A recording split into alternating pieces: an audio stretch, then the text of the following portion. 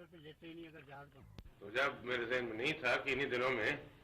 ہمارے دوست اور مہربان اس قسم کا ہنگامہ برپا کرنے والے ہیں جس کی وجہ سے کچھ لکھنے کی فرصت و درکنار سوچنے کی مہلت بھی میسر نہیں آ سکے گی، اس لیے میں کچھ لکھ کے نہیں لکھنے کی فرصت نہیں مل سکی، کوئی آپ کے لیے مضمون یا مقالہ تیار نہیں کر سکا. آج سے ایک دو برس پہلے ایسی ایک تقریب میں کراچی کے طلباء نے مجھے دعوت دی تھی، ان کے سامنے میں نے زبانی کچھ باتیں گوش گزار کی تھیں، وہی آپ کی خدمت میں پیش کیے دیتا ہوں. ظاہر یہ کوئی لکھا ہوا مقالہ نہیں ہے، بعد میں قلم بند کر کے دوستوں نے چھپوا دیا تھا، لیکن چونکہ یہ لکھا ہوا مقالہ نہیں ہے، زبانی باتیں ہیں، اس لیے دو طرح سے معذرت چاہتا ہوں. ایک تو یہ اس میں کچھ تکرار اور بے ربطی ہوگی، اور دوسرے یہ چونکہ طلباء کے لیے بات چیت ہو رہی تھی، اس لیے آپ کو بہت سی باتیں ابتدائی معلوم ہوں گی، اس سے آپ درگزر فرمائیے.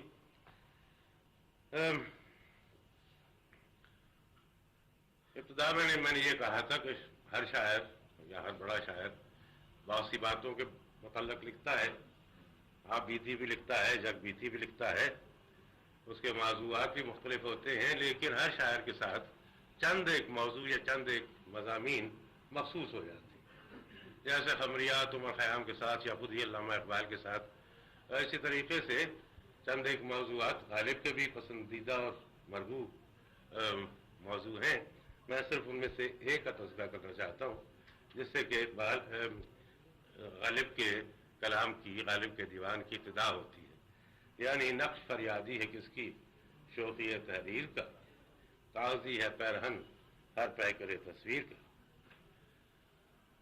غالب کے کلام کی جو بھی شرح اس وقت تک لکھی گئی ہے اس میں بیشتر آپ کی نظر سے گزر چکی ہوں گی، اس میں کوئی شرح آپ کو ایسی نہیں ملے گی جس میں اس شعر پہ 2-4 صفحے ضائع نہیں کیے گئے، اور وہ بیشتر ضائع اس لیے کیے گئے ہیں کہ ان بزرگوں نے اس شعر کے موضوع پہ بہت کم غور فرمایا ہے. یہ تو لکھا ہی ہوتا ہے کہ پرانے زمانے میں جب بھی کوئی شخص کسی حاکم کے سامنے فریاد لے کے جاتا تو کاغذ کا لبادہ پہن کے جاتا تھا. اس سے یہ ظاہر ہوتا تھا کہ کوئی شخص فریادی ہے اور کوئی درخواست یا فرمائش حاکم یا بادشاہ کے سامنے پیش کرنا چاہتا ہے، اسی لیے اسے دربار میں حاکم کے سامنے پیش کر دیا جاتا تھا. چنانچہ غالب نے پہلے مصرعے میں جو کہا ہے کہ نقش یعنی ہر وہ چیز جو کاغذ پہ تحریر کی جائے، خواہ وہ تصویر کی صورت میں ہو یا تحریر کی شکل میں، اپنے لکھنے والے یا مصور کی فریاد کرتی ہے، اور اس کا ثبوت یہ ہے کہ اس نے کاغذ کا لباس پہن رکھا. یہ معنی تو ہر جگہ بتائے جاتے ہیں اور ہر جگہ لکھے ہوئے ملیں گے. اس سے جو لوگ زیادہ باریک بین ہوئے ہیں وہ اس شعر کو تصوف کی طرف لے جانے کی کوشش کرتے ہیں اور یہ معنی بتاتے ہیں کہ غالب اپنے خالق کا گلہ کرتے ہیں کہ اللہ تعالیٰ نے جو انسان پیدا کیے ہیں، وہ جو کہ اس کا نقش ہے، اس میں اس طرح کی صفات رکھ دی گئی ہیں یا اسے اس قسم کے محاسن یا معائب دیے گئے ہیں، اس کی فطرت ہی اس قسم کی بنائی گئی ہے کہ اسے طرح طرح کی مصیبتیں، مسائل اور مشکلات درپیش آتی رہتی ہیں، اور اس وجہ سے وہ اپنے خالق کا فریادی ہے. میری رائے میں اس شعر کے یہ معنی کسی طرح نہیں بنتے. وہ اس لیے کہ اگر اس کاغذی پیرہن کا استعارہ انسان کے لیے استعمال کیا جائے تو وہ بالکل مہمل ہو جاتا ہے، اس لیے کوئی انسان کاغذی پیرہن پہن کے بازاروں میں نہیں پھرتا ہے. تو معلوم یہ ہوتا ہے کہ یہ شعر صرف اس تحریر یا تخلیق کے بارے میں ہے جو کہ انسان خود کرتا ہے، نہ کہ اس تخلیق کے بارے میں جو کہ اللہ تعالیٰ نے کی ہے. میرے خیال میں غالب کہنا یہ چاہتے ہیں کہ لکھنے والے یا مصور نے جس شوق، جس گرمی، جس جذبے سے اپنے الفاظ کو کاغذ پر منتقل کیا ہے یا اسے الفاظ میں ڈالنے کی کوشش کی ہے، وہ جذبہ اس قدر تند و تیز ہے کہ کاغذ یا الفاظ اس کے متحمل نہیں ہو سکتے. اس لیے یہ الفاظ، یہ کاغذ کا ورق فریاد کر رہا ہے کہ جو کچھ مجھ پر لکھا جا رہا ہے یا جو تصویر مجھ سے بنائی جا رہی ہے یا جو نقش آرائی کی جا رہی ہے وہ میری جان ناتواں کی تاب سے زیادہ ہے. اس شعر میں شوخی سے مراد شرارت یا خلجرا پر نہیں ہے. شوخی کا مفہوم وہی ہے جسے انگریزی میں انٹینسٹی کہتے ہیں. دوسرا سوال یہ ہے کہ یہ فریاد کیوں کرتا ہے. اس کی وضاحت غالب کے ایک دوسرے شعر سے ہوتی ہے. غالب فارسی میں کہتے ہیں غالب نہ بود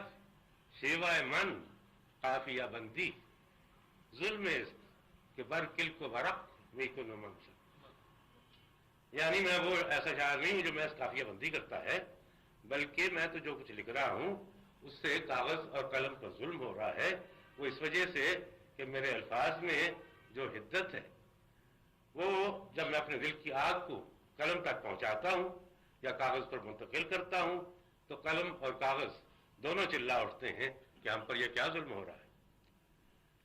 غالب کا وہ مصرع آپ کو یاد ہوگا کہ دل میرا سوز نہاں سے بے محابہ جل گیا. یہ سوز نہاں جب وہ اپنے دل سے نکال کر اپنے قلم کی وساطت سے کاغذ پر منتقل کرتے ہیں تو ایسا معلوم ہوتا ہے کہ جس سوز نہاں سے ان کا دل جل گیا ہے اس سے کاغذ اور قلم دونوں کو آگ لگ جائے گی، دونوں بھڑک اٹھیں گے. غالب نے اس پیرائے کو، اسی مضمون کو دوسرے پیرائے میں بیان کیا ہے. الفاظ جیسے کہ آپ جانتے ہیں ایک محدود چیز ہے. آپ کے تجربات اور محسوسات یا آپ جو کچھ بھی دیکھتے ہیں یا محسوس کرتے ہیں وہ محدود چیز نہیں ہے، غیر محدود چیز ہے، وہ مرئی یا مادی چیز نہیں ہے. اگر آپ کسی پھول کو دیکھتے ہیں تو اس میں آپ کو جو رنگ ملتا ہے، جو خوشبو محسوس ہوتی ہے، اس کے جو پتے ہوتے ہیں، خاص خاص اوقات میں دھوپ کی وجہ سے اس کے جو رنگ بدلتے ہیں، یہ ساری چیزیں آپ دو چار سطروں میں یا دو چار جملوں میں یا چند الفاظ میں کسی طور بیان نہیں کر سکتے، اور کسی طریقے سے آپ ان ساری کیفیتوں پہ محیط، یہ الفاظ محیط نہیں ہو سکتے جو کہ ایک خوشبو یا ایک رنگ آپ کے محسوسات پہ منتقل کرتا ہے. اسی طرح اگر آپ کے سر میں درد ہو اور آپ اس کا شعر بنانے بیٹھیں تو وہ سارا درد کسی صورت اس شعر میں نہیں آ سکتا، کیونکہ اس میں کئی طرح کی کیفیتیں ہوں گی. ان میں سے کوئی ایک آدھ کیفیت آپ بیان کر سکیں گے، باقی چھوٹ جائیں گے. چنانچہ جب بھی کوئی شخص تصویر بنانا چاہتا ہے یا شعر بنانا چاہتا ہے تو اس کو سب سے پہلے یہ انتخاب کرنا پڑتا ہے کہ تصویر کا کون سا نقش وہ کاغذ پہ لائے یا اپنے محسوسات کا کون سا پہلو وہ شعر میں بیان کرے اور کون سا چھوڑ دے. اس کو غالب نے اس پیرائے میں بیان کیا ہے کہ حال دل لکھوں کب تک، جاؤں ان کو دکھلاؤں انگلیاں فگار اپنی، خامہ خون چکا اپنا. یعنی یہ لکھتے لکھتے میرے ہاتھ چھلنی ہو گئے ہیں، قلم سے خون ٹپک رہا ہے.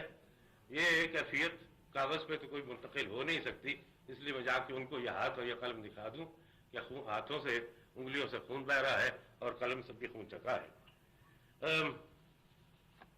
ہر آرٹسٹ، ادیب یا شاعر کو یہ مسئلہ درپیش ہوتا ہے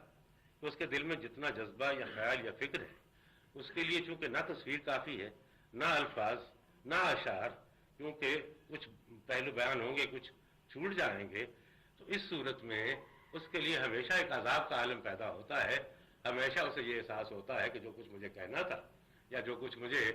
تصویر میں رکھنا تھا میں اس پہ پورا نہیں اتر سکا. چنانچہ نظیری کا ایک مضمون ہے، اور غالب نظیری سے جیسے کہ آپ جانتے ہیں بہت متاثر تھے کہ صد بار ز آغاز بانجام رساندے افسانہ دردے کہ بپایا نہ رسیدہ. یعنی 100 بار ہم نے شروع سے آخر تک اپنا قصہ بیان کیا، مگر یہ قصہ، یہ دردی ایسا ہے کہ یہ قصہ کبھی اپنے اختتام تک نہیں پہنچا. یہ سوال بھی پیدا ہوتا ہے کہ آخر درد کا یہ قصہ اور یہ افسانہ کس قسم کا ہے کہ جو شیطان کی آنکھ کی طرح اتنا لمبا ہے کہ ختم ہی ہونے میں نہیں آتا. اگر کوئی ذاتی بات جیسے کوئی بچھڑ گیا ہو، کسی سے دوستی ختم ہو گئی ہو، کوئی اپنا نجی صدمہ ہو، تو وہ تو ایک آدھ دن میں، 2 دن میں، 4 دن میں اس کے تو سارے پہلو کسی نہ کسی صورت آپ بیان کر سکیں گے. لیکن غالب یا نظیری یا اس قسم کے بڑے شاعر صرف اپنے گھر کی، اپنے دل کی بات نہیں کرتے. چھوٹے موٹے ذاتی غم تو بہرصورت بیان ہو جاتے ہیں، لیکن یہ لوگ جو اپنے سارے دور کا غم بیان کرتے ہیں، ان کے معاشرے پہ جو کچھ گزرتی ہے، اس سارے معاشرے کا دکھ درد، اس کا پورا تجربہ، اس پورے تجربے کا نچوڑ بیان کرنا چاہتے ہیں، تو پھر ان کو یہ عجز اور یہ ہمیشہ یہ درد رہتا ہے کہ بات پوری طرح بیان نہیں ہو سکی. ہم آج کل غالب کے دور سے ملتے جلتے دور سے گزر رہے ہیں کہ ایک نقشہ جو بنا ہوا تھا وہ ٹوٹ گیا ہے، ایک نیا نقشہ ابھی بننے میں نہیں آ رہا ہے، اور یہ سمجھ میں نہیں آ رہا ہے کہ کیا ہوگا کیا نہیں ہوگا. जिस अजाब के आदी थे उस अजाब से तो गुजर चुके हैं, आइंदा कौन सा अजाब आने वाला है उससे अभी हम आशना नहीं हैं। इस इज्तिमाई अजाब का जो आलिम गालिब ने अपने कलाम में समाने की कोशिश की थी, वो इतनी बड़ी चीज़ थी कि उसके इजहार के लिए गालिब ही के नहीं किसी भी शायर के पास अल्फाज काफ़ी नहीं होते थे। बड़ी शायरी की यही अलामत है और बड़े शायर का यही सबूत होता है कि जो मजमून वो बयान करता है उसकी वसत के मुकाबले में उसके अल्फाज कम रह जाते हैं और इसके अपने दर्द के अलावा बाकी सारी दुनिया और बाकी सारी इंसानियत का दर्द उसके कलाम में शामिल हो जाता है। जितना ज़्यादा और अजीम उसका दर्द होगा उतना ही अजीम उसका कलाम होगा और उतना ही अजीम उतना ही शदीद उसका अपना ज़हनी अलम होगा और यही गालिब के कलाम की खुसूसियात है।